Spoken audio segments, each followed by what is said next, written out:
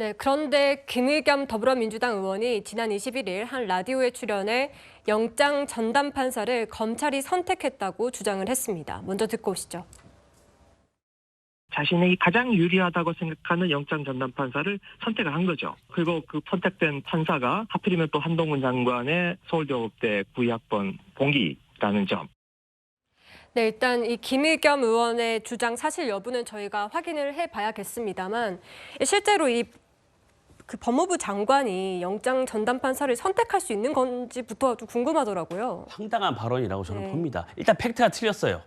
둘이 생년은 같지만 태어난 연도는 같지만 학번이 다릅니다. 유 판사가 재수를 해서 학번이 하나 느려요. 저는 김의겸 의원이 이런 상당히 의도적인 공세라고 봅니다.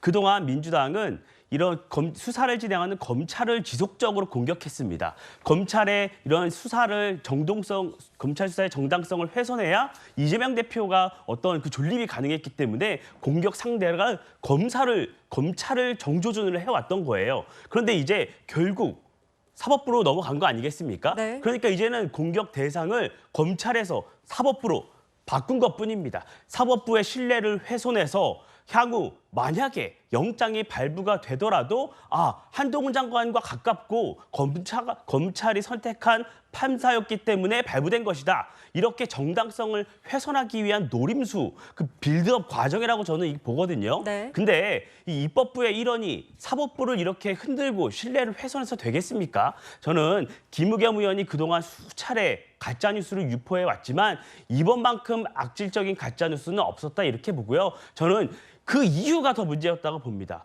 가짜뉴스로 판명이 됐으면 정중히 사과하고 용서를 구해야 되는 거 아니겠습니까? 그런데 오히려 그 더 적반하장으로 한동훈 장관이 날 두려워하는 것 같다. 이런 식으로 지지층을 결집시키고 지지층을 향한 구애만 하고 있어요. 이렇게 해서는 오히려 민심에서 멀어질 수밖에 없다. 이런 말씀드립니다. 네, 지금 현재 이 유창훈, 이민수, 윤재남 이 세 판사가 돌아가면서 영장 심사를 담당하고 있다. 이런 언론 보도들이 나오고 있는데 장윤정 변호사님, 네. 그 민주당에서도 지금 김의겸 의원의 이런 발언에 대해서 좀 어떻게 좀 바라보고 있는지 좀 설명 좀 부탁드리겠습니다. 일단 당에서 공식 입장을 내 사안은 아닌 것 같고 제가 알기로는 공식 입장은 없는 것으로 보입니다. 네. 다만 김의겸 의원이 본인의 SNS를 통해서 그 취재 과정에서 구멍이 있었다라고 사실상 본인의 잘못된 부분들을 좀 인정하고 있다는 부분을 전해드려야 될 것 같고요.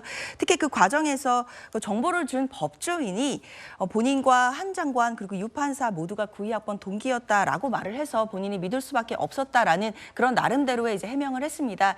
그렇다 하더라도 일단 팩트가 결론적으로 이제 틀렸다라는 부분에 대해서는 좀 아쉽다는 생각은 좀 들고 그만큼 이 영장실질심사에 민주당원뿐만 아니라 모든 국민들의 눈이 쏠려 있고 관심이 집중돼 있는 사안이라는 점을 좀 보여주는 것 같습니다. 그리고 또 언론 보도를 통해서 그 유 판사님이 예전에 또 영장실질심사를 어떻게 했고 결론이 어땠다 이런 보도들도 지금 쏟아지고 있거든요.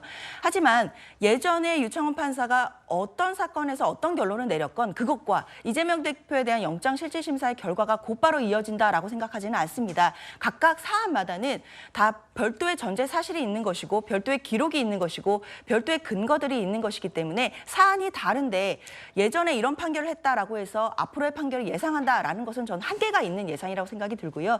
그렇기 때문에 지금으로서는 그 판사가 어떤 판결을 할 것이다라는 예상보다는 차분하게 법원의 시간을 그리고 영장실질심사의 결과를 기다리는 것이 더 현명한 것이다 생각이 듭니다.